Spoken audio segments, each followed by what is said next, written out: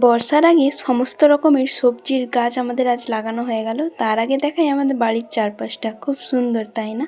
এখানে একটা 12 মাসি গাছে কত আম হয়েছে দেখো। আমগুলো কিন্তু বেশ বড় বড়ও হয়ে গেছে।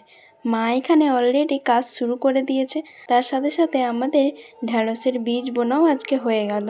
বর্ষার আগেই সমস্ত গাছের বীজ বুনে দিচ্ছি আমরা, যদিও বর্ষা প্রায় এসেই গেছে।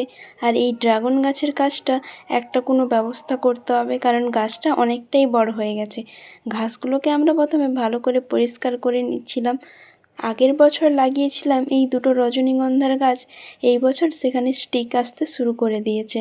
যখন নিজের হাতে গাছ লাগাই আর সেটাতে কোনো কিছু ফল ফুল ফোটে, বেশ ভালো লাগে, তাই না?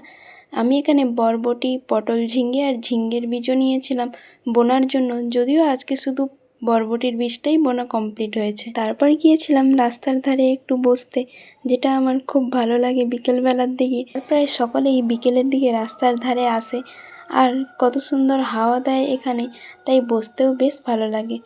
তারপরে একটু অন্ধকার নেমে আসতেই বাড়ি ফিরে চলে এলাম।